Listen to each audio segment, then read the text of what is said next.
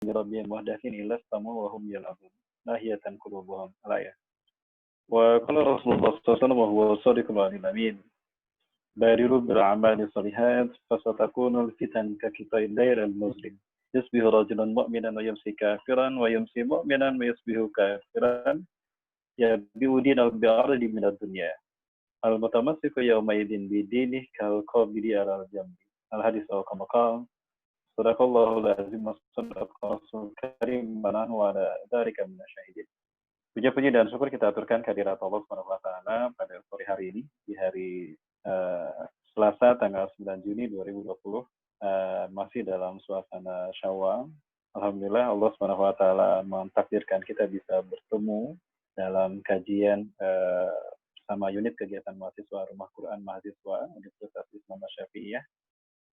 Ini merupakan sebuah kehormatan bagi saya pribadi bisa kajian bersama UKM Rumah Quran Mahasiswa dan Universitas Islam Syafi'iyah beserta sivitas akademikanya. Mudah-mudahan ini menjadi pertemuan yang berkah adanya dirahmati Allah dan diridhai Allah Subhanahu wa taala. Salawat dan salam semoga tercurah selalu dan terlimpah selalu kepada uswah kita Rasulullah Muhammad SAW, Nabi dan Rasul yang diutus di tengah-tengah kita, yang kehadirannya menyempurnakan risalah para Nabi dan Rasul serta menyempurnakan syariat Islam. Ya, dan juga kehadiran beliau bagi kita membawakan banyak keuntungan yang luar biasa. Banyak keutamaan yang diberikan oleh Allah kepada kita dengan hadirnya Rasulullah sebagai Nabi dan Rasul kita, sebagai Nabi dan Rasul akhir zaman. Yang pertama, Allah Subhanahu wa taala melipat gandakan pahala amal ibadah kita menjadi 10 kali lipat apapun yang kita lakukan. Mulai dari membaca Quran, melaksanakan sholat, melaksanakan saum bahkan, ya. Dan juga Allah Subhanahu Wa Taala memberikan keutamaan kepada kita sebagai umat akhir zaman, sebagai umat Nabi Muhammad SAW adalah Allah tidak akan menyiksa umat Nabi Muhammad di akhirat. Akan tetapi siksaan bagi umat Nabi Muhammad ini Allah segerakan di dunia. Sebagaimana hadis beliau sendiri, ummati hadhihi ummatun marhumatun. Umatku ini adalah umat yang Allah rahmati. La yasalah iqabun fil akhirah. Umatku tidak akan disiksa di akhirat, lakin la iqabun fid dunya. Akan tetapi siksanya Allah segerakan di dunia.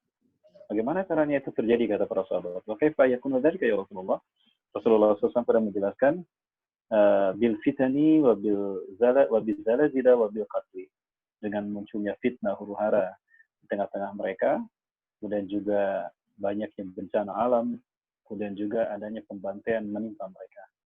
Manakala itu semua tidak membuat umat Islam lepas iman Islamnya, mereka tetap di istiqomah di dalam iman Islam mereka, sampai pun mereka menghadap Allah, maka di akhirat mereka tidak akan mendapatkan siksa.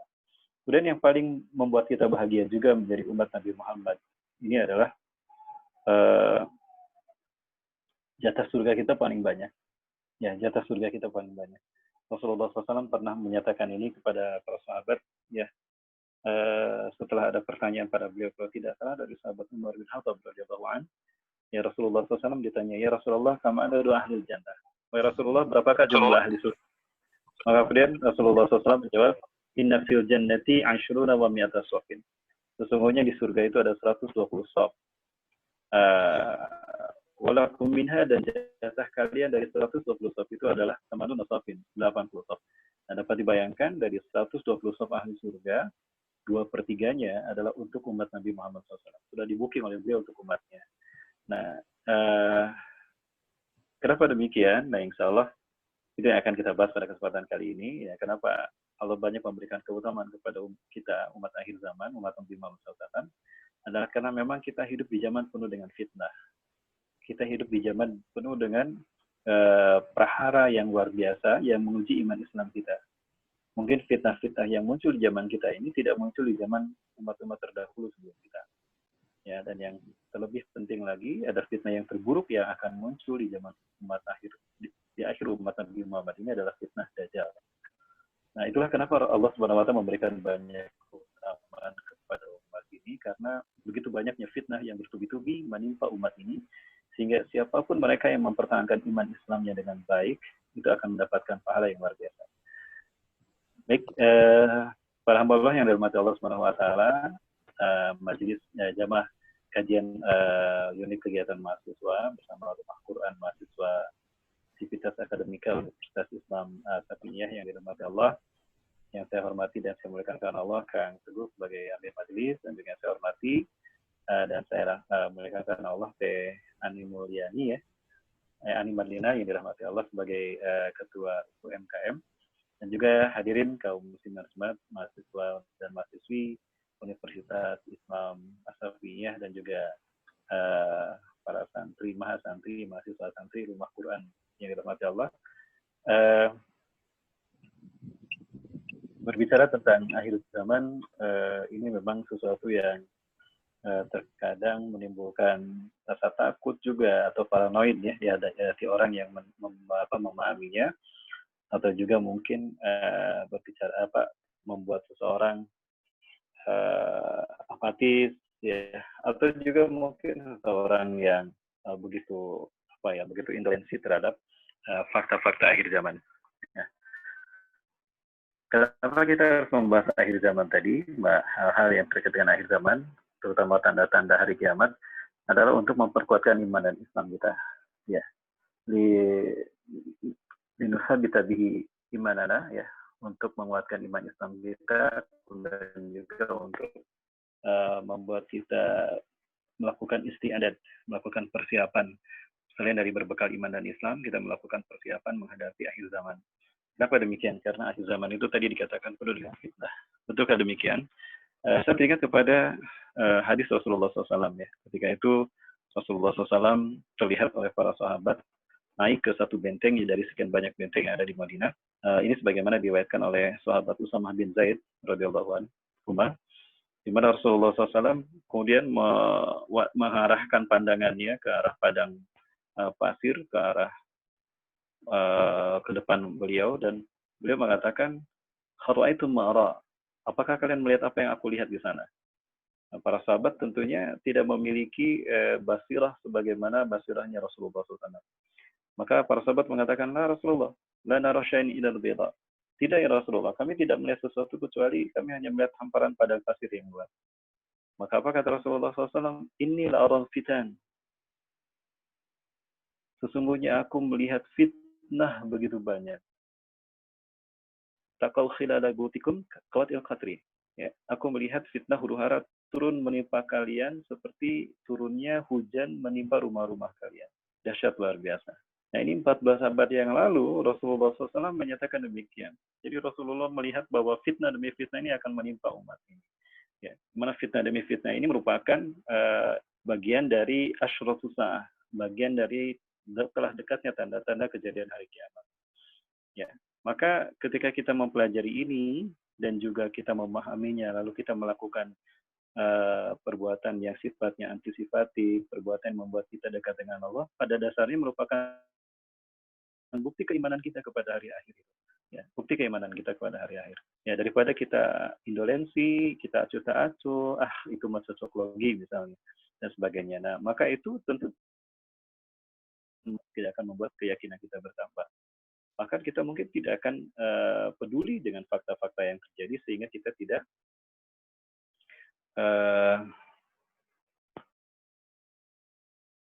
macam persiapan, sehingga bisa jadi menjadi korban.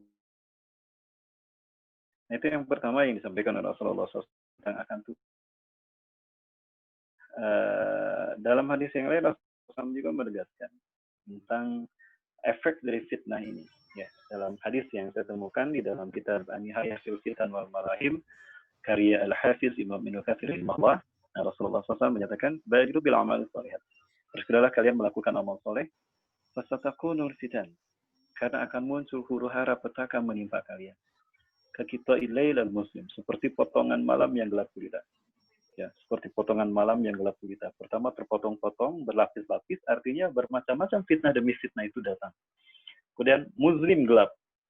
Orang tidak mengenal fitnah ini kenapa terjadi, dan mereka kesusahan untuk mengeluarkan diri, menyelamatkan diri dari fitnah tadi.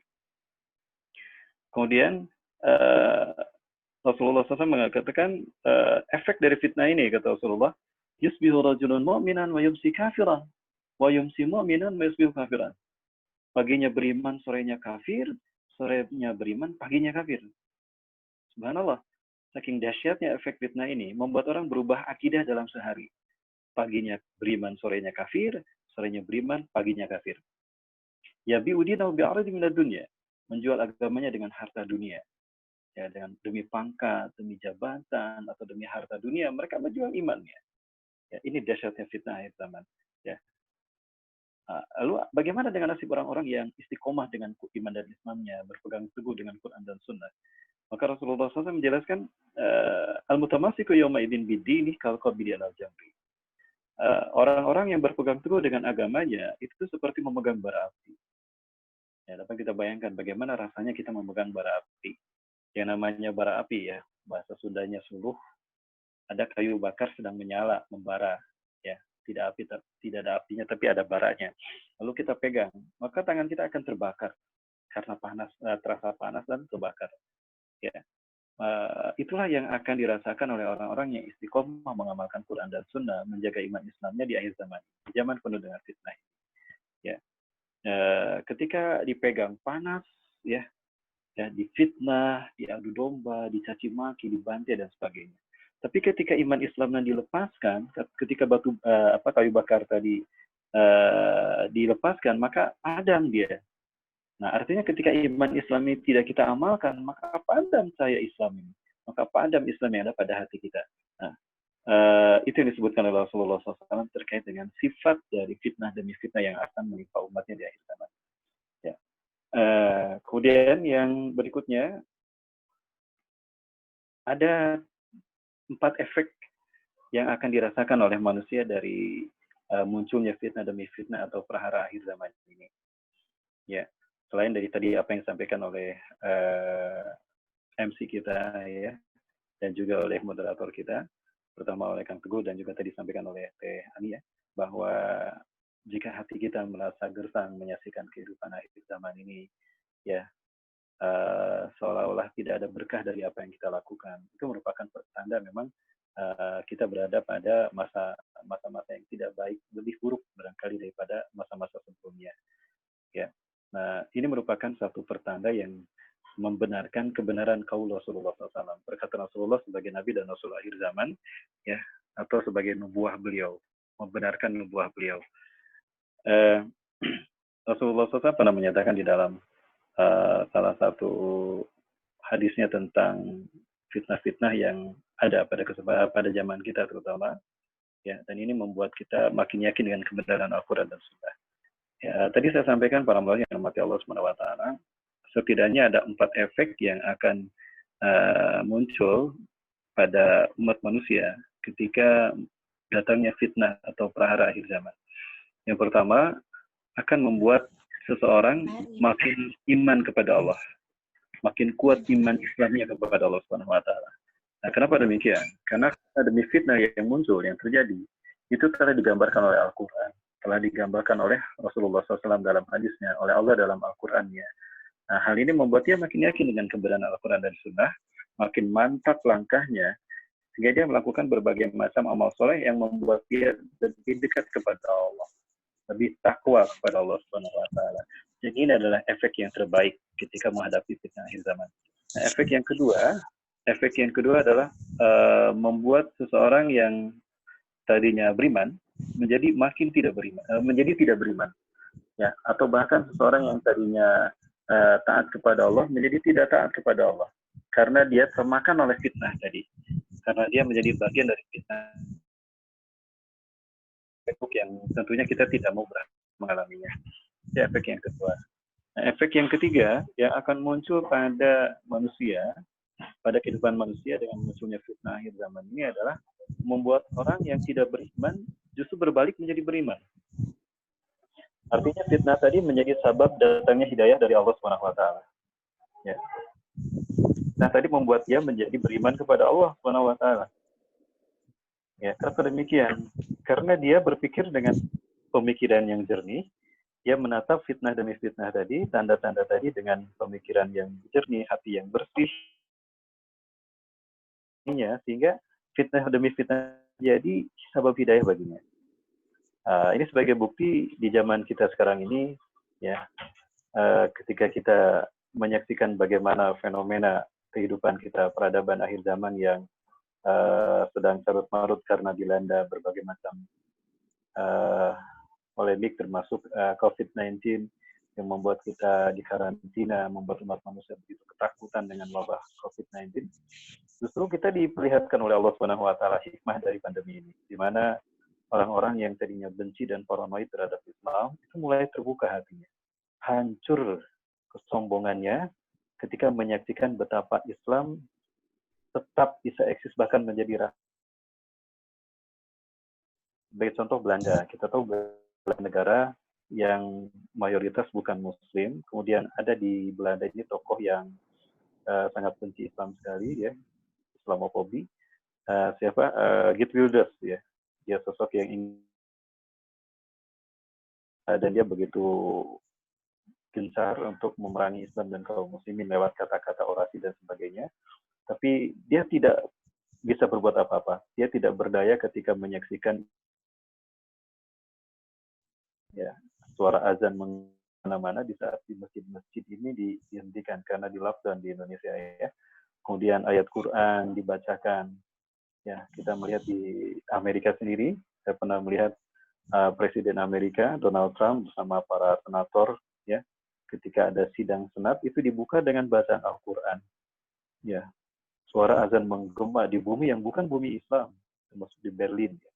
Nah, ini menjadi satu sabab hidayah tentunya. Tidak sedikit di antara mereka yang masuk Islam, termasuk tokoh fighter siapa tuh di Eropa yang tubuhnya penuh dengan tato, justru gara-gara karantina dia mendapatkan hidayah dari Allah Subhanahu wa taala. Nah, ini efek yang ketiga dari munculnya fitnah akhir zaman, membuat orang yang tidak beriman menjadi beriman. Dan efek yang keempat yang akan dialami oleh manusia atau muncul dalam pribadi manusia dengan munculnya akhir zaman adalah membuat orang yang kafir itu makin kafir, membuat orang yang benci Islam itu makin benci dari Islam. Ya, ini sama dengan efek yang kedua, artinya mereka menjadi bagian dari fitnah itu sendiri, menjadi bagian dari fitnah itu sendiri. Ya, apakah karena kekurangan ilmu dia, ataupun karena memang hatinya sudah tertutup sehingga dia tidak bisa dibukakan oleh Allah Subhanahu wa taala untuk menuju hidayah Allah Azza wa Jalla. Nah, ini empat hikmah yang dapat kita petik atau 4 efek yang akan muncul pada manusia dengan datangnya fitnah akhir zaman. Penolong yang dimati Allah Subhanahu wa taala, jamaah kajian UMKM Rumah Quran Mahasiswa Islam Safiyah dan dimati Allah Subhanahu wa taala. Ada satu pembahasan lain terkait dengan tanda-tanda akhir zaman, ya, para Allah. Ketika kita diwajibkan Allah untuk mengimani hari akhir, artinya kita diperintahkan Allah untuk mempelajari hari akhir itu sendiri.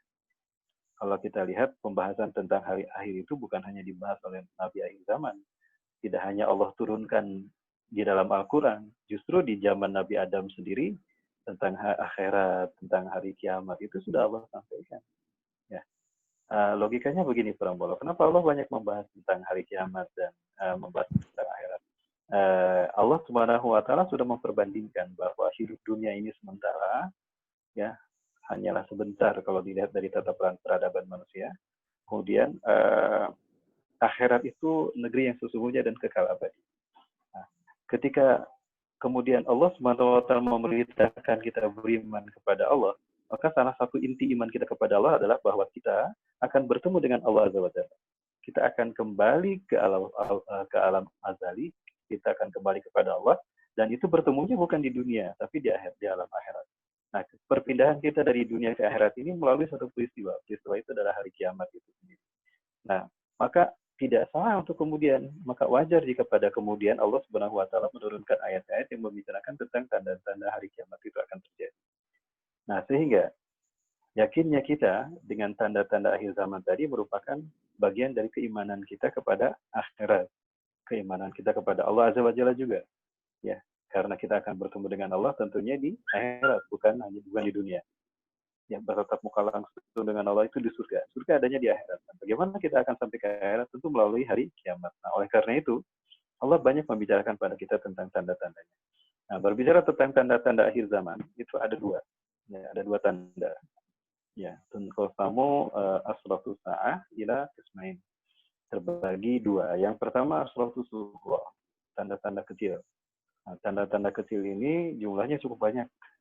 Ada yang mengatakan 156, ada yang mengatakan 165, bahkan ini bisa terus bertambah. Bisa jadi sampai 200, mungkin karena ada banyak tanda-tanda yang belum terungkap. Ya. Nah, di antara tanda-tandanya disebutkan tadi, disebutnya berkah dari kehidupan kita karena terlalu banyaknya maksiat yang dilakukan oleh umat akhir zaman. Ya.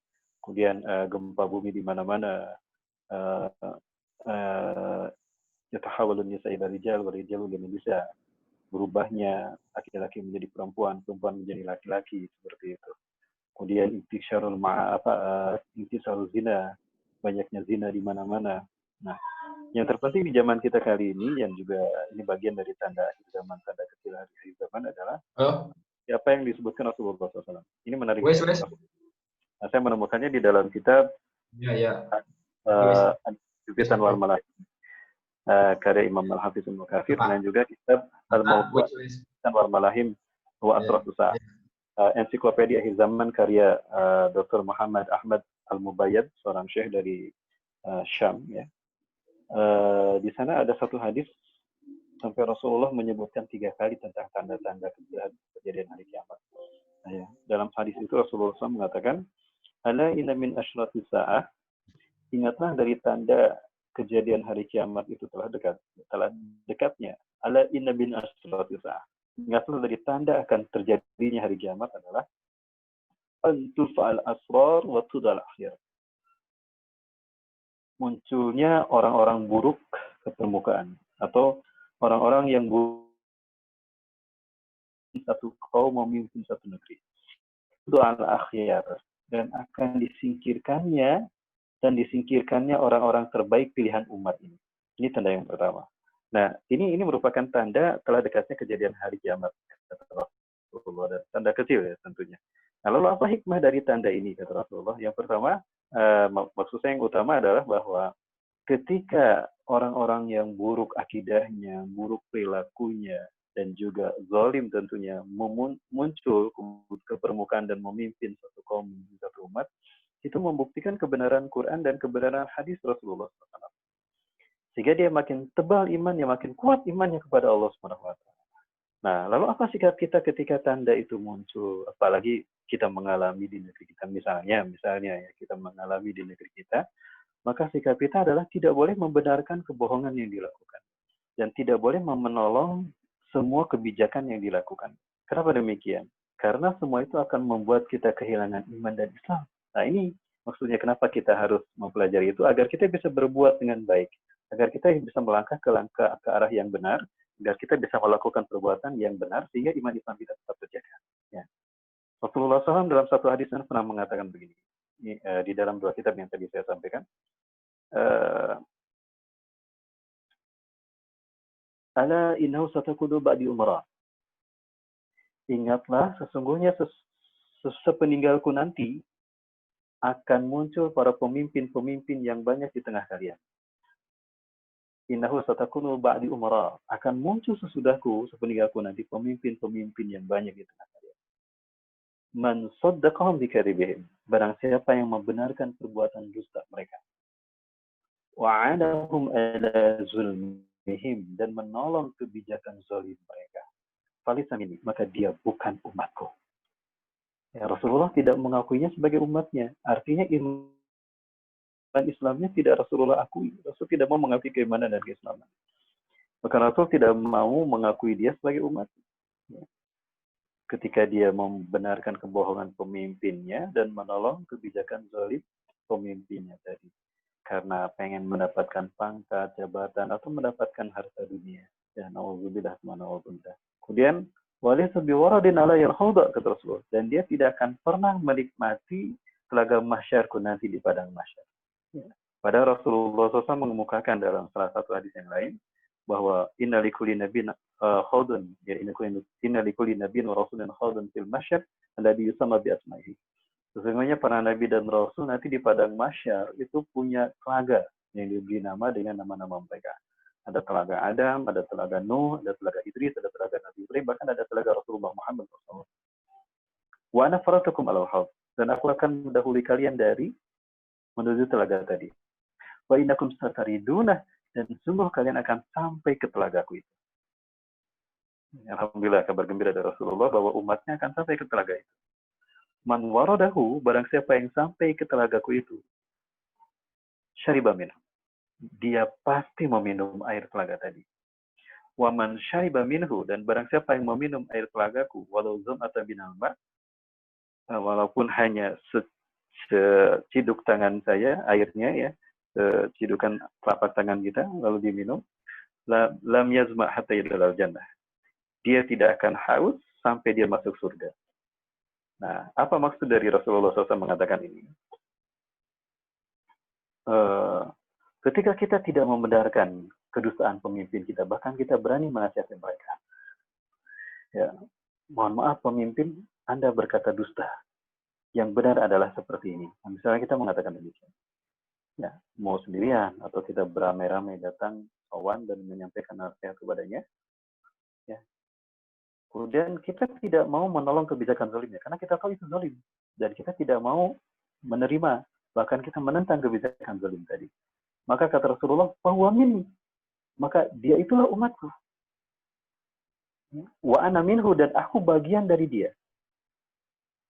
Artinya apapun yang dilakukannya Rasulullah ridho dan Rasulullah akan mempersaksikannya, akan memperjuangkannya di mahkamah hisab Allah Azza wa Jalla.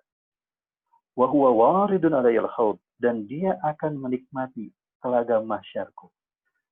Nah, artinya ada jaminan surga bagi dia.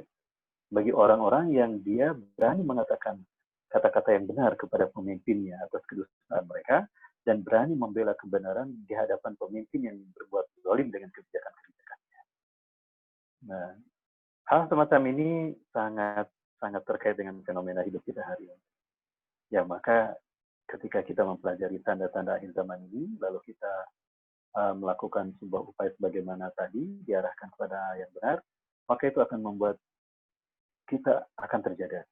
Dan amal ibadah kita akan dipersaksikan oleh Rasulullah, akan dibela Rasulullah.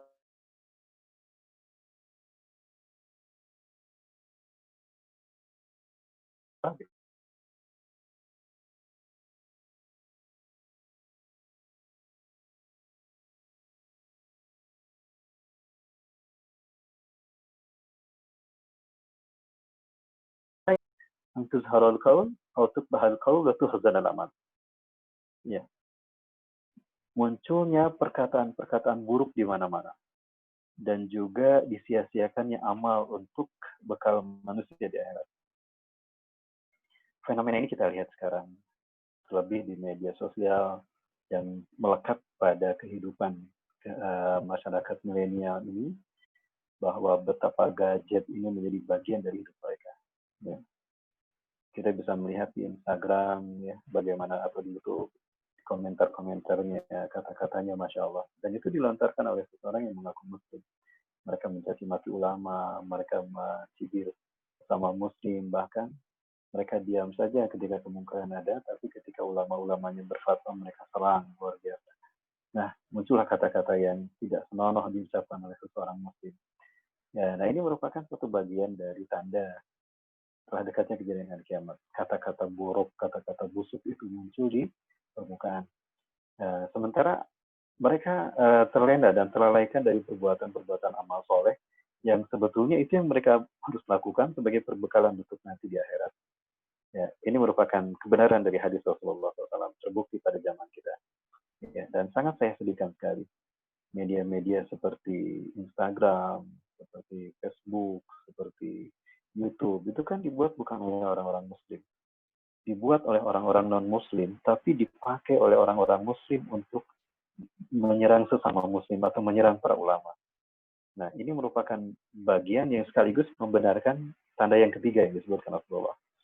Ala inna min asyrafis sa'ah, ingatlah dari tanda dekatnya kejadian hari kiamat adalah antuslal masnah pada yujadu ahadun man yughayruha. Dibacanya masnah dan tidak bisa ditemukan seorang pun yang bisa merubahnya. Ada seorang sahabat bertanya, wa qala qailun, ya Rasulullah, Mahwal masnah, mahiyal masnah. Famal masnah ya Rasulullah. Apakah masnah itu ya Rasulullah? Maka kemudian Rasulullah SAW menjawab, ma kutiba siwa kitab Allah. Atau ma kutiba fi riwayatil ukhar, annahu qala ma kutiba siwa Al-Quran. Segala sesuatu yang ditulis, dicatat selain Al-Quran, lalu manusia membacanya. Ya, jujur saja Pak Murskalian rahmat Allah. Mana yang paling banyak kita genggam hari ini? Mana yang paling banyak digenggam oleh umat Islam hari ini? Apakah gadget atau Al-Quran? Ya, gadget atau Al-Quran? Setiap kali saya bertanya ini, jujur masyarakat jamaah menjawab gadget. Ini pertanda gadget banyak dipegang oleh manusia, sementara Quran banyak ditinggalkan.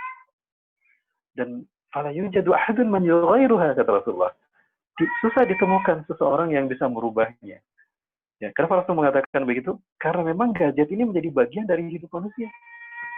Manusia milenial. Ya, betapa tidak identitas manusia, identitas seseorang ada di gadgetnya. Keuangannya ada di gadgetnya, profilnya, biodatanya ada di gadgetnya, semua data-data penting ada di. Seolah-olah ini menjadi separuh dari ruh hidupnya, menjadi bagian dari ruh hidupnya. Maka ketika teknologi hilang, seolah-olah manusia akan kehilangan separuh hidupnya. Nah, Masya Allah, di saat itulah nanti Dajjal akan muncul menggantikan hilangnya teknologi. Keterikatan manusia kepada teknologi, kepada gadget, kepada dunia, ketika teknologi hilang, itu membuat mereka seolah-olah kehilangan hidup mereka. Pernah saya dengar kata-kata yang sering diucapkan, tidak punya kuota, mati gaya. Tidak punya pulsa, mati gaya, katanya. Nah, itu merupakan satu jargon yang memang fakta sebetulnya, aktual. Bahwa ketika gadget itu hilang, tidak ada. Seolah kita tidak bisa melakukan apa-apa. Karena dia menjadi bagian dari hidup manusia. Nah, maka ketika teknologi hilang, manusia akan kehilangan separuh dari hidupnya. Justru di saat itulah nanti Dajjal akan muncul menggantikan teknologi yang hilang. Maka wajar kalau Rasulullah SAW mengatakan, maka orang-orang kafir, orang-orang munafik, justru mereka akan pergi menghampiri Dajjal demi mendapatkan separuh yang hilang dari hidupnya tadi. Ini merupakan salah satu bagian dari hikmah kita mempelajari eskatologi, fakta-fakta akhir zaman. Nah, baik, iwakilah rahmatullah ya Allah, waktu kita mungkin tidak banyak. Kembali saya sampaikan bahwa semua ini merupakan bagian dari tanda-tanda kecil terjadinya hari kiamat. Ya, asratus sugro. Ya, yang mana asratus sugro ini nanti akan dihubungkan dengan asratul kubro, dengan tanda besar. Dan tanda besar ini jumlahnya ada 10. Ya, Rasulullah SAW menyebutkan bahwa tanda besar ini ada 10. Bagaimana di dalam hadis yang diriwayatkan oleh Imam Ahmad dan oleh Imam Muslim di dalam beberapa kitab ya, termasuk kitab yang tadi saya sebutkan, An-Nihayah fil Fitan wal Malahim karya Al-Hafiz Imam Katsir rahimahullah, di salah hadis sahih. Begitu juga di dalam kitab Al-Mawsu'ah fil Fitan wal Malahim karya Dr. Muhammad Ahmad Al-Mubayyad, hafizahullah, itu disampaikan. Ketika para sahabat sedang berbicara tentang hari kiamat, di tengah-tengah mereka ada Hudzaifah bin Usaid, sahabat yang meriwayatkan hadis ini. Rasulullah SAW mendengar percakapan mereka yang berada di ruangan beliau. Beliau kemudian keluar. Fakharaja anil ghurfah. Rasulullah SAW keluar dari ruangannya dan Rasulullah bertanya, "Ma tadakkartum?" Apa yang sedang kalian perbincangkan?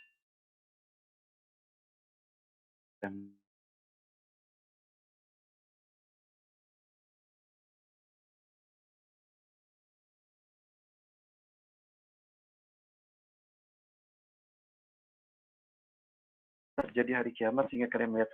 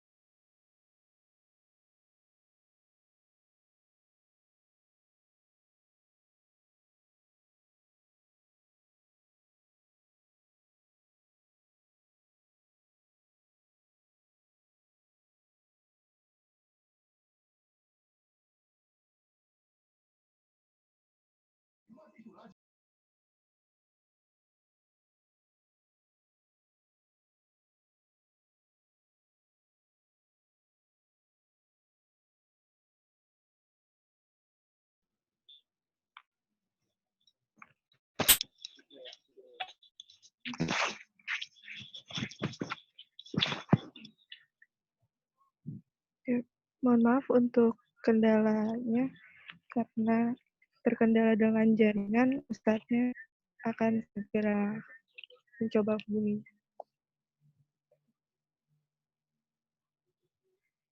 Mohon ditunggu, sekali lagi mohon maaf atas ketidaknyamanannya. Terima kasih.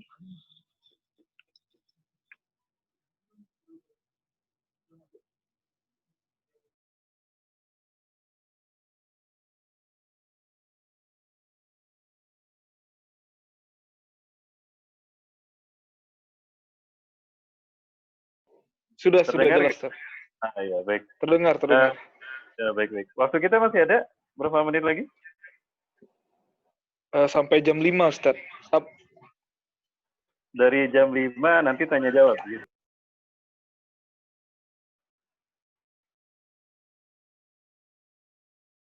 Ya, halo?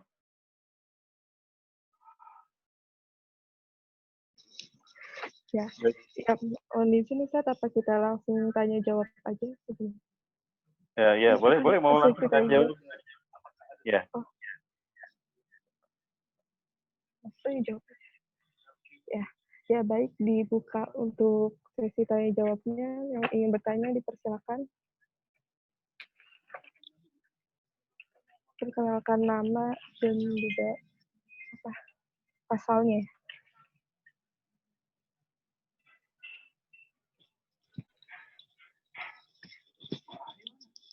Bismillahirrahmanirrahim. Selain bertanya boleh moderator? Ya, dipersilakan Pak. Terima kasih. Assalamualaikum warahmatullahi wabarakatuh, Ustaz URB. Waalaikumsalam warahmatullahi wabarakatuh. Hai. Nama saya Muhammad Hadi Yasin. Saya pecinta antum ini. Subhanallah. Terima kasih, Pak. Ya, saya dengan Pak siapa mohon maaf tadi sudah jelas, Pak.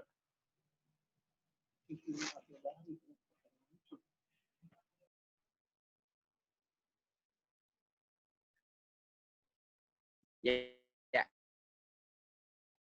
Jadi di negara kita ini sekarang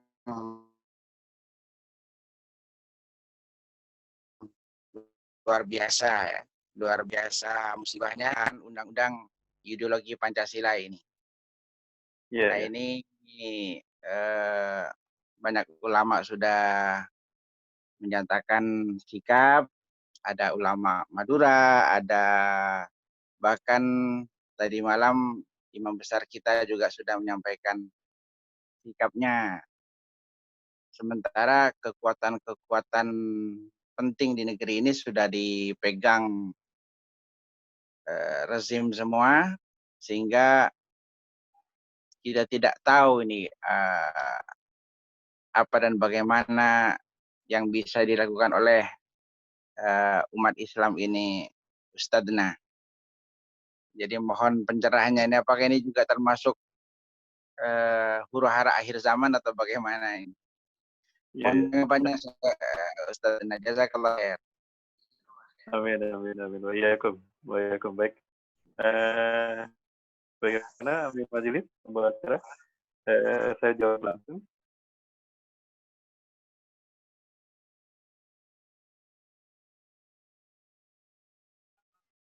Baik. Jawab langsung saja Pak Teguh, gimana atau Teh Ani? Kami jawab saja ya langsung ya.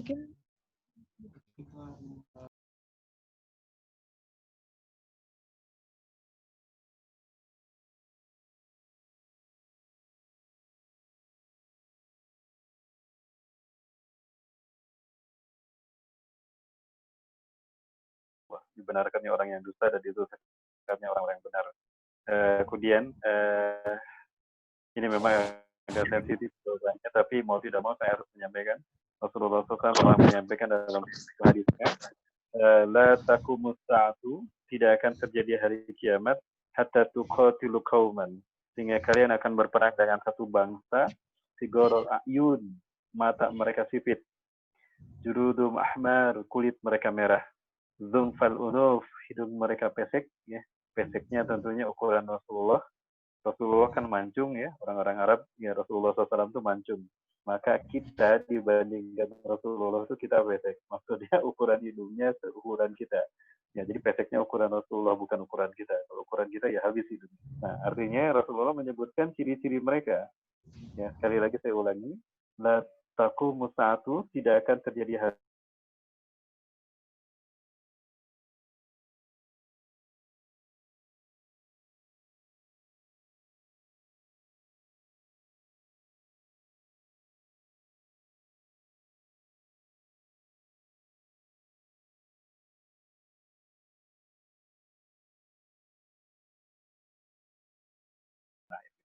Subhanallah. Nah, ini harusnya umat Islam saya yakin sudah pada melek semua. Nah, yang terpenting yang dilakukan oleh para ulama adalah memberikan pencerahan kepada umat, memberikan edukasi kepada umat. Salah satunya melalui majelis kali ini bahwa ini merupakan fakta empiris dari kebenaran tanda akhir zaman yang disebut Rasulullah SAW, dan kita pun harus menyikapinya dengan baik. Ya, bagaimana kita menyikapinya? Yang pertama adalah umat Islam harus berjamaah. Ya, wajib umat Islam berjamaah. Artinya para ulama harus menjadi pelopor dari bersatunya umat Islam. Para ulama ini harus bersatu, kemudian mereka menyerahkan mempersatukan umat, lalu menyerahkan komando kepada seseorang yang paling takwa di antara mereka. Begitulah cara para sahabat melanjutkan estafetnya ke pimpinan Rasulullah. Mereka berkumpul, ya, Muhajirin, kemudian Ansor juga berkumpul lalu bertemu, lalu mereka menyerahkan kepemimpinan mereka kepada Abu Bakar. Nah, berjamaah ini merupakan bagian dari sunnah para nabi dan rasul. Bisa dilihat dalam Quran surat Asy-Syura ayat ke-13, dan ini Allah perintahkan kepada kita dalam Quran surat Ali Imran ayat 103, wa'tasimu bihablillahi jami'an wa la tafarraqu. Wa'tasimu bihablillahi jami'an wa la tafarraqu. Nah, kemudian jika kita sudah berjamaah, maka pertolongan Allah itu akan dekat. Perlindungan Allah akan datang kepada kita. Rasulullah SAW menegaskan, la yuqatilu yadullahi ma'al jamaah. Pertolongan Allah ada ketika umat Islam berjamaah. Nah, maka yang kita butuhkan sekarang adalah kita perkecil perbedaan kita, tapi kita perbesar persamaan kita. Jadikan itu sebagai sebuah bargaining power, sebagai sebuah kekuatan untuk membuat kita bersatu. Lupakan perbedaan ormas, lupakan perbedaan madhab. Yang terpenting sekarang adalah kita selamatkan negara ini, agar kita bisa aman sejahtera kembali, sehingga kita bisa melaksanakan ibadah kepada Allah dengan nyaman, ya, dengan aman. Nah, persatuan yang paling penting. Nah, apabila kita sudah bersatu, tentu musuh akan susah untuk memerangi kita. Di dalam Al-Quran surat Al-Hasr ayat ke-14, Allah Subhanahu wa taala menyatakan, "A'udzubillahi minasyaitonir rajim. La yuqatilunakum jami'an illa fi quram muhassana aw min wara'i judur ba'dhum bainahum syadid, tahsabuhum jami'an wa qulubuhum syatta." Mereka tidak akan memerangi kalian. Mohon maaf, ini dalam persepsi yang saya pahami. Jika kalian berjamaah. Jika kalian, hai umat Islam, berjamaah, bersatu padu, mereka tidak akan mampu memerangi kalian. Illa fi quram muhassana. Melainkan kecuali di balik-balik kampung yang berjauhan. Ya, Palestina jauh dari kita kan, Suriah, kemudian juga mana lagi, Rohingya, ya, Angola, itu jauh dari kita, dipecah belah. Aumi warai judur, atau di balik-balik barir politik. Ya, maksudnya bahwa politik hari ini dijadikan sebagai alat oleh musuh-musuh Islam untuk memecah belah kita. Nah, maka ketika kita berjamaah, otomatis politik itu tidak akan berpengaruh. Keburukan dari sisi politik itu tidak akan berpengaruh pada kita. Nah, maka kemudian, yang kedua yang Rasulullah perintahkan pada kita adalah as-sam'u, mendengarkan. Dengarkan semua fatwa-fatwa ulama-ulama yang lurus, yang Quran dan Sunnah. Dengarkan fatwa-fatwa imam besar kita, ya, karena saya yakin Allah membimbing beliau. Nah, selama lurus dengan Quran dan Sunnah, sesuai dengan Quran dan Sunnah, kita taati. Itu perintah yang ketiga. Ya, di samping kita melakukan tarbiyah, kita mentarbiyah diri, melakukan edukasi, pembelajaran, mampu mengkaji Quran dan hadis, lalu kita amalkan, kita taati. Ya, wabitoah yang ketiga kata Rasulullah, wabitoah, taati semaksimal kemampuan kamu, bukan semampu kita, semaksimal kemampuan kita. Nah, pasti akan ada dorongan terhadap apa yang kita amalkan. Rasulullah perintahkan fadil hijrah, maka dengan hijrah, ya, bumi Allah ini luas. Nah, ketika kita hijrah di sini maksudnya bisa hijrah perilaku, bisa hijrah sikap, atau juga hijrah fisik. Nah, pada akhirnya, ketika kita pun hijrah misalnya Ini sudah hijrah perilaku dan hijrah tempat, maka musuh-musuh Islam tetap akan memerangi kita. Nah, mau tidak mau. Perintah yang kelima kata Rasulullah, wabil jihad fisabilillah, dengan jihad fisabilillah. Nah, artinya ada mobilisasi yang harus dilakukan oleh umat Islam, mengerahkan kemampuan untuk menghadapi fitnah-fitnah ini, terutama yang terjadi di tanah air kita. Mau tidak mau perang saudara, kita diam ataupun kita melawan, kita pasti dihabisi oleh mereka. Nah, disinilah Allah Subhanahu Wa Taala memerintahkan kepada kita, ya, kita memahami apa yang Allah firmankan surat Al-Anfal ayat 60. Ya, Allah berfirman, "A'udzubillahi minasyaitonir rajim. Wa'iddu lakum mastata'tum min quwwatin wa min ribatil khair, tuhibbuna bihi aduwwallahi wa aduwwakum." Nah, ya. Dan persiapkan oleh dirimu kekuatan fisik. Yang harus kita persiapkan kekuatan fisik kita, selain daripada iman dan Islam kita, kejernihan fikir kita, ya istiqomahnya kita dengan Islam, dengan Quran dan Sunnah, fisik kita juga harus kita latih. Ya.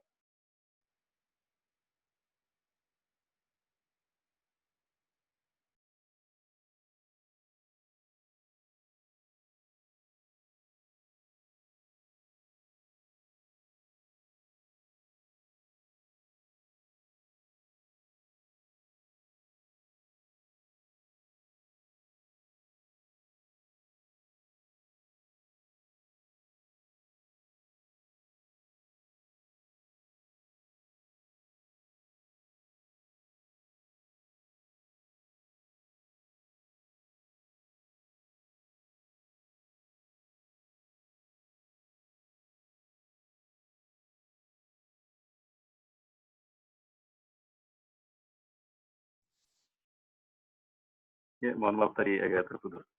Jadi intinya itu Pak Hadi. Jadi kita doakan dan kita dukung terus para ulama kita untuk terus memberikan edukasi kepada kita dan juga mempersatukan elemen-elemen kekuatan yang dimiliki oleh umat Islam. Saya yakin sudah banyak yang sadar ya, mulai dari para cendekiawan, para ulama, dan mereka yang ada di DPR MPR RI, walaupun suara mereka tidak begitu banyak, tapi ketika kita bersatu berjamaah, insya Allah kita bisa menghadapinya bersama-sama.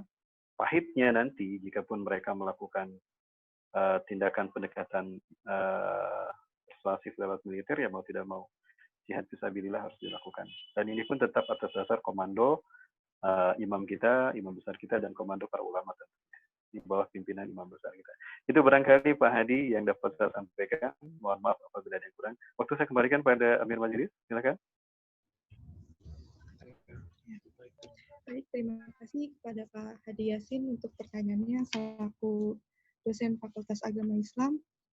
Dan kita juga sudah tergabung bersama kami itu Pak Bambang Herianto selaku Rektor 3 yang baru saja dilantik untuk periode 2020 sampai 2025. Dan juga tergabung juga bersama kami Ibu Rohima selaku dosen FAI Fakultas Agama Islam dan Bu Marliza selaku dosen Fakultas Agama Islam. Ya, untuk pertanyaan terakhir satu lagi, silakan yang ingin bertanya.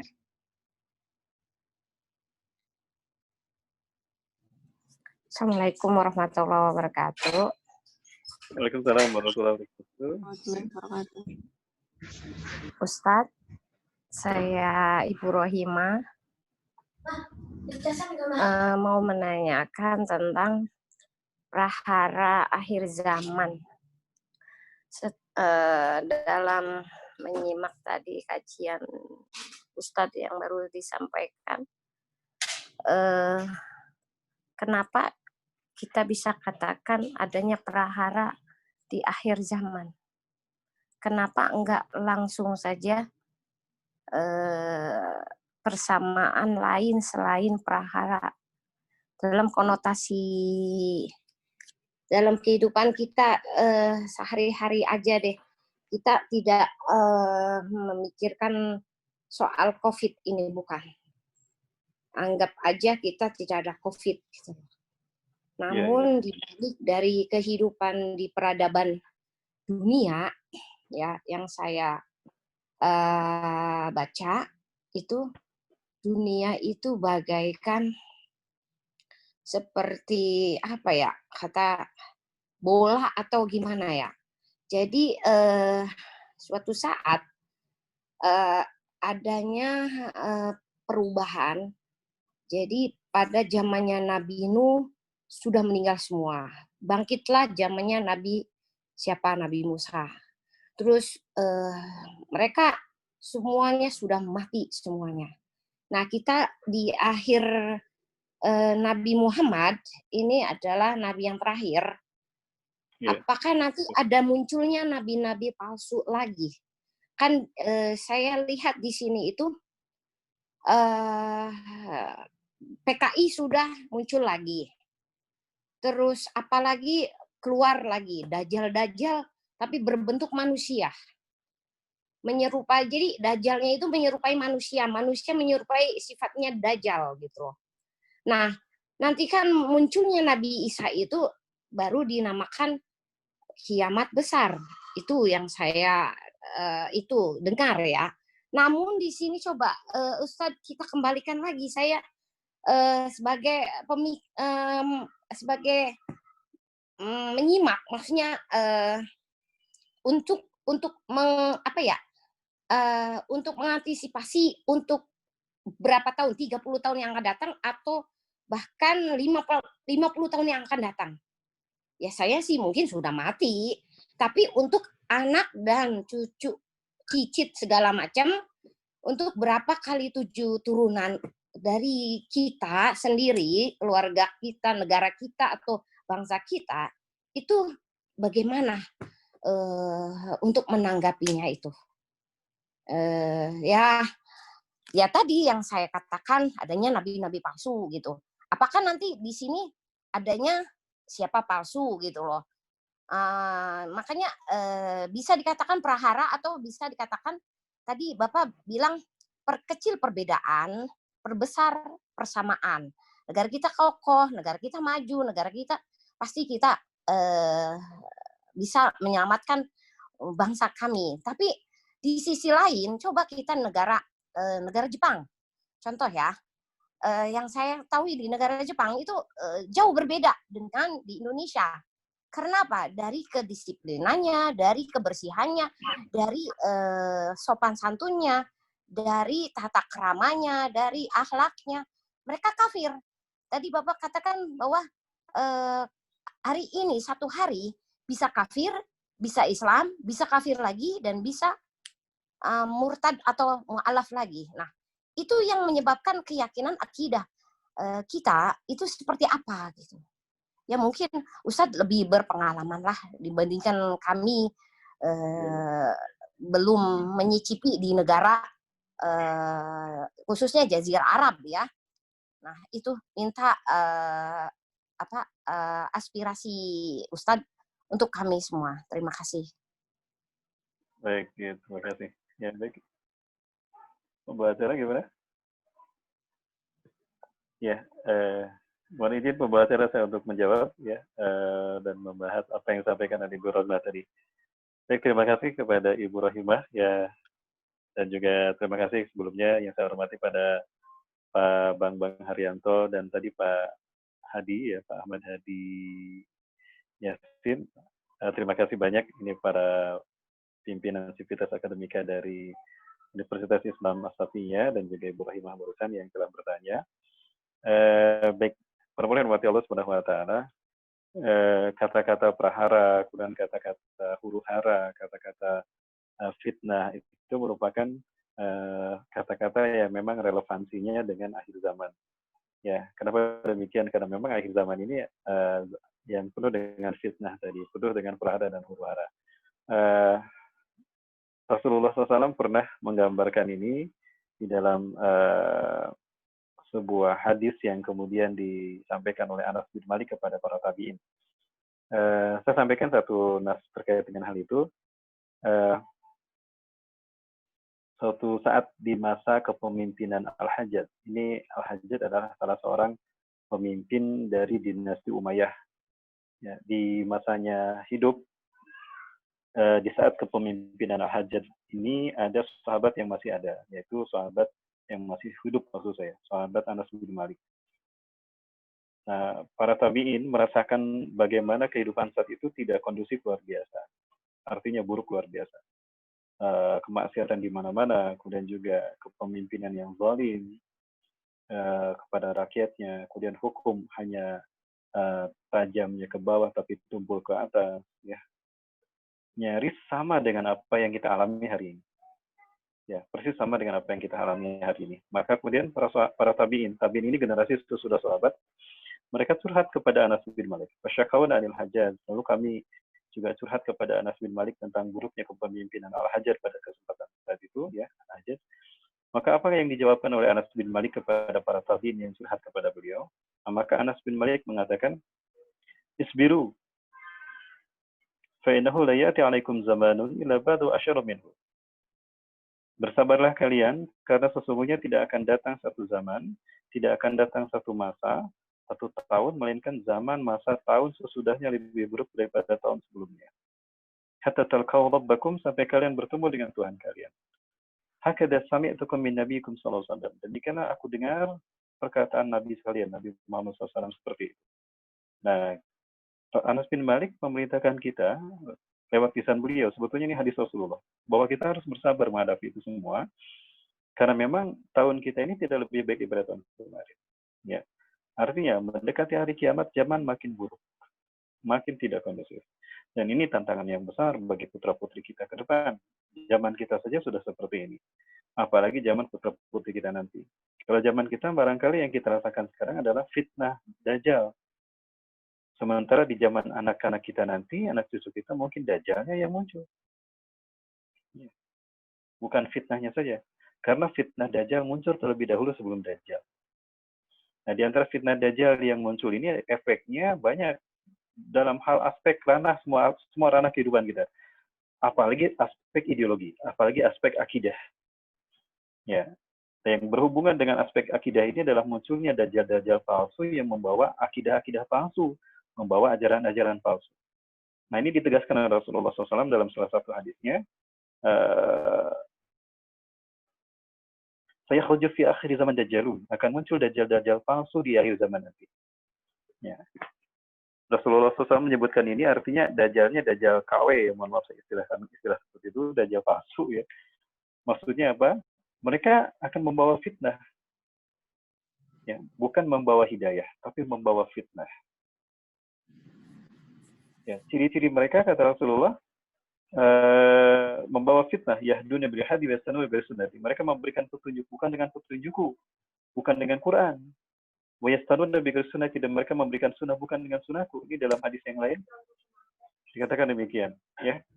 Nah, maka bagi kita sebagai orang tua, bagi kita sebagai guru, bagi kita sebagai dosen, harus melakukan pencerahan, edukasi kepada para mahasiswa, kepada anak-anak kita, kepada umat, bahwa hati-hati dengan kemunculan, kita harus waspada dengan kemunculan dajjal-dajjal palsu tadi, dan juga harus mewaspadai paham-pahamnya. Maka kita menemukan mereka, tinggalkan paham-paham tadi, dan pegang teguh kembali pada Al-Quran dan Sunnah. Nah, itu yang harus kita sikapi terkait dengan munculnya dajjal-dajjal palsu. Dan Rasulullah menyebutkan, hum qaribu min salasin. Jumlah mereka ada 30 orang. Kulluhum yazumuna annahum nabiyyun. Setiap mereka mengaku nabi. Setiap mereka mengaku rasul. Wa minhum imra'atun, dan di antara mereka ada perempuan. Nah, ini yang bisa kita petik hikmahnya adalah bahwa tanda dari perhara akhir zaman itu adanya deislamisasi, adanya pendangkalan akidah yang dilakukan oleh nabi-nabi palsu tadi. Nah, maka di sini kita perlu memberikan edukasi. Seperti apa nabi-nabi palsu tadi, dan siapa saja nabi-nabi palsu tadi, dan apa ajarannya. Nah, maka di sini kita perlu memberikan edukasi berangkat dari Al-Quran dan Sunnah. Ya. Makanya tadi kata Rasulullah SAW, As-sam'u, aku perintahkan 5 perkara. Amarukum bi khamsin, Allah amarun bina. Aku perintahkan pada kalian 5 perkara, yang dengan 5 perkara ini Allah perintahkan padaku. Yang pertama berjamaah, yang kedua as-sam'u, mendengar, mengkaji Al-Quran dan Sunnah. Maka saya sangat mendukung sekali dengan adanya unit kegiatan mahasiswa Rumah Quran ini. Ini merupakan salah satu cara kita mengedukasi diri kita dengan apa yang ada pada Quran dan Sunnah, kemudian kita proyeksikan kepada fenomena kekinian, fenomena di akhir zaman.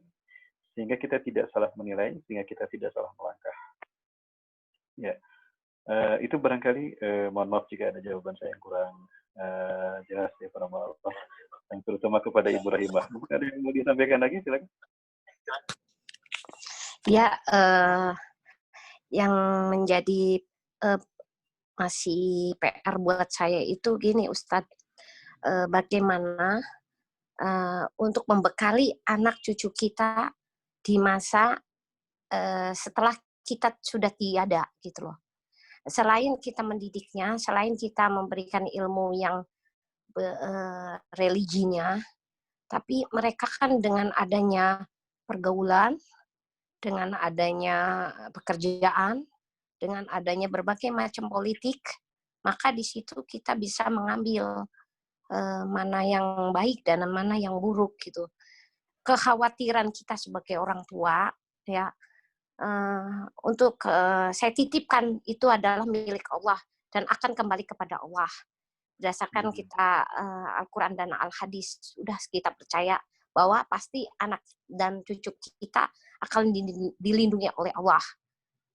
Berkaitan dengan pada akhir zaman yang tadi saya katakan bahwa nanti yang menikmati adanya datangnya kiamat besar itu adalah kaum kafir. Tapi bagaimana orang Islam sendiri yang kekafiran, jadi mengaku dirinya bahwa Islam, gitu. Tetapi dia tidak menjalankan agama Islam sebagaimana mestinya. Apakah dia akan mengalami datangnya kiamat besar itu? Karena yang waktu saya kecil itu mendapatkan ceramah dari guru agama saya bahwa yang menyaksikan kiamat datang besar itu adalah kaum-kaum kafir. Jadi setelah kaum Islam meninggal semua, baru masa kita kaum Islam meninggal semua. Jadi yang penduduknya itu hanya orang-orang kafir. Itu seperti apa gitu Ustaz?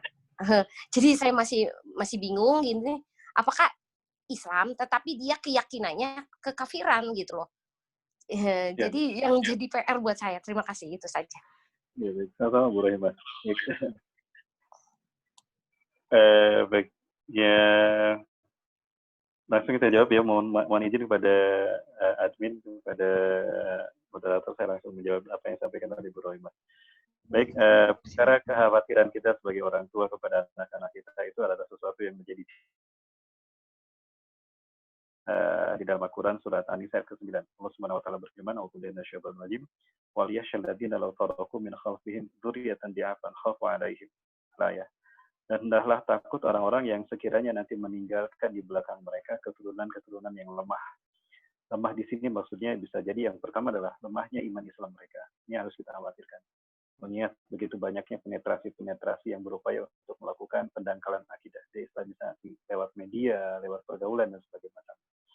Dan kekhawatiran ini tentunya harus disikapi dengan upaya-upaya preventif agar mereka umat-umat kita, anak cucu kita tidak lemah. Maka perlu diadakan reorientasi terhadap pola tarbiyah kita, pola pendidikan kita, kurikulum pendidikan kita bahkan. Sudahkah ini sesuai dengan apa yang akan mereka butuhkan sehingga mereka betul-betul siap nanti menghadapi fitnah-fitnah terburuk sepeninggal kita. Nah, tentu ini merupakan salah satu langkah upaya untuk memberikan pembekalan pada anak-anak kita. Nah, yang paling penting juga adalah bagaimana membuat akidah mereka kuat. Ya. Sehingga keyakinan ini akan membuahkan sebuah tindakan, amalan yang lurus, yang benar, sehingga mereka selamat dunia dan akhirat. Ada satu nasihat yang cukup bagus yang disampaikan oleh Rasulullah SAW kepada sahabat Abdullah bin Abbas. Khitabnya memang kepada sahabat Abdullah bin Abbas, tapi ini tentunya berlaku juga untuk kita sebagai umat beliau. Nah, dalam satu momen Rasulullah SAW menyampaikan dalam satu kesempatan, Rasulullah SAW menyampaikan, "Ya gulam, wahai pemudaku, ini wa'alimuka kalimatin." Aku ingin menyampaikan kepadamu beberapa nasihat, beberapa kalimat. Nah, yang pertama Rasulullah SAW sampaikan, "Ihfazillah yahfazuka."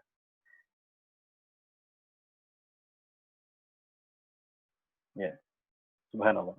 Rasulullah menyampaikan, ketika kita menjaga Allah dalam hidup kita, maksudnya mengamalkan, melaksanakan perintah Allah, maka Allah akan menjaga kita dengan sendirinya. Menjaga kita, tentu kita tidak akan celaka. Tidak akan ada yang bisa membahayakan kita kalau Allah sudah menjaga kita. Hatta Dajjal. Ya, tidak akan bisa, karena Dajjal itu makhluk. Ya. Tidak ada makhluk satupun yang bisa menyentuh kekuasaan Allah. Nah, yang kedua, kata Rasulullah, ihfazillah tajidhu tujahaka. Jagalah Allah dalam dirimu, hidupkan aturan Allah dalam hidupmu, Al-Quran dan Sunnah dalam hidupmu, tajidhu tujahaka. Maka Allah akan kau dapati sebagai solusi apapun masalah hidupmu. Itu yang harus kita tumbuhkan, tanamkan pada anak-anak kita. Manakala kita menjaga Allah, mengamalkan Quran dan Sunnah, menghidupkan Islam dalam diri kita, maka yakini bahwa akan selalu ada solusi. Betapapun kesulitan itu kita alami dalam hidup kita, apapun bahkan.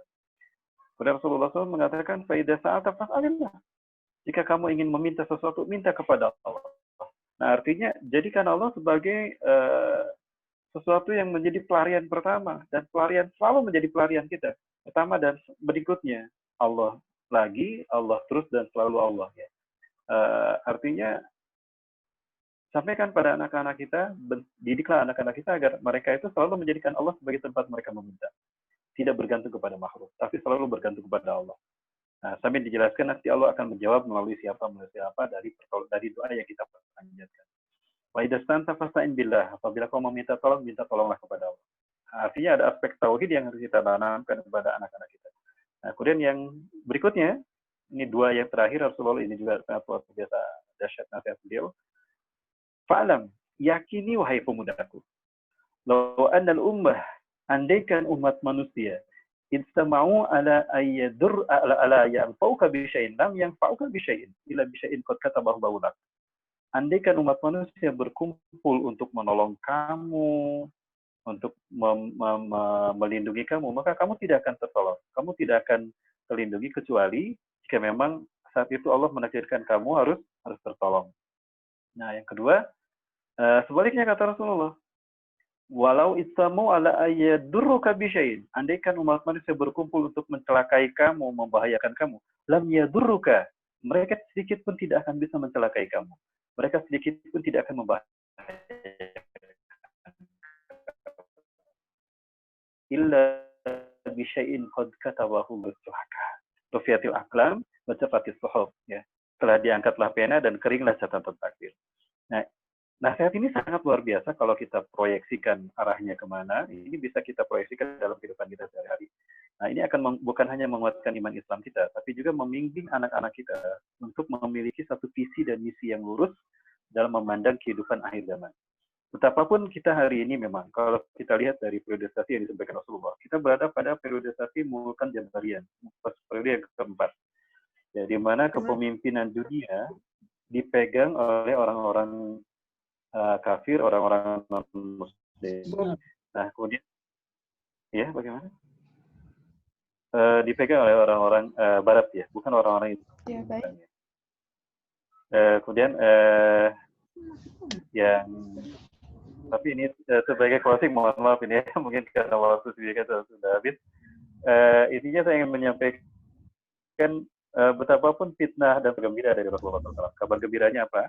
Bahwa Islam ini akan berakhir. Ada fase yang kelima, di mana Islam ini akan tegak, ideologi-ideologi selain Islam ini akan hancur, apapun namanya, apapun modusnya, apapun casingnya, ismu apapun, itu akan hancur. Di mana Islam akan tegak kembali, ya. Lain sarana Islam hatta idalaku ila mawatini kata Rasulullah.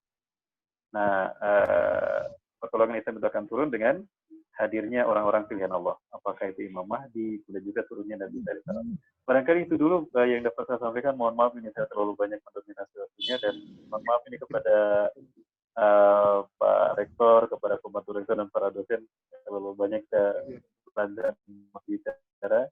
Terima kasih atas kesempatannya. Waktu saya kembalikan pada admin. Silakan. Terima kasih.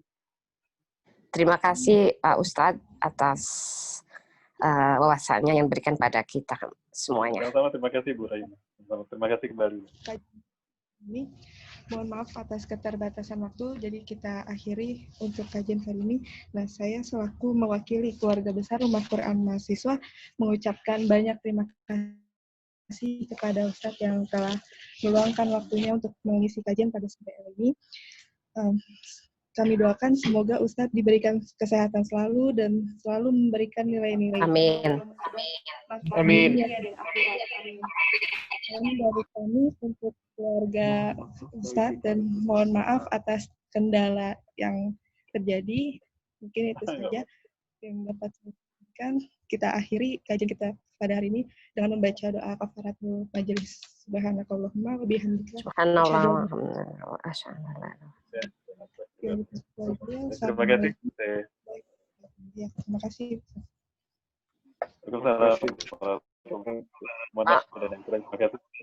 Waalaikumsalam warahmatullahi wabarakatuh. Alhamdulillah. Mungkin Bu Rohimah, Ustazah Rohimah dipersilahkan ke pembicara kedua. Nggak bercanda. Pak Bambang artinya sudah terhubung ya Pak. Mungkin mohon izin Pak, mungkin ada masukan, saran untuk kegiatan rumah kurma yang bersifat kajian online. Ya makasih Teguh. Ini acara rumah kurma sudah cukup produktif ya. Jadi diteruskan aja hal-hal yang produktif itu. Sekarang ini memang kita butuh produktivitas. Jadi nggak usah terhalang dengan yang lain. Ide-ide ini memang satu hal yang nanti mungkin ke depan kita akan bisa terkonsep lagi gitu ya untuk hal-hal, karena kita nggak boleh lagi membuat acara yang tidak terkonsep gitu. Meskipun hari ini adalah acara yang paling bagus.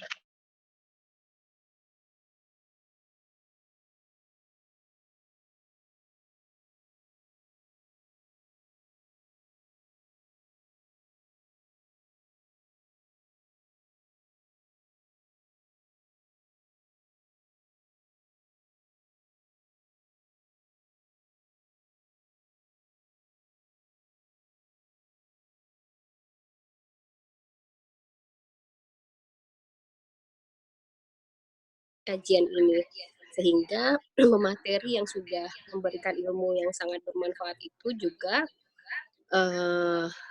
merasa bangga gitu ketika tahu bahwa Universitas Islam Sofia tidak hanya sedikit yang ingin mendengarkan kajian ini gitu. Itu saja sih menurut saya. Terima kasih. Ya, terima kasih atas masukannya. Ke depan kita evaluasi lagi untuk mensosialisasikan kajian.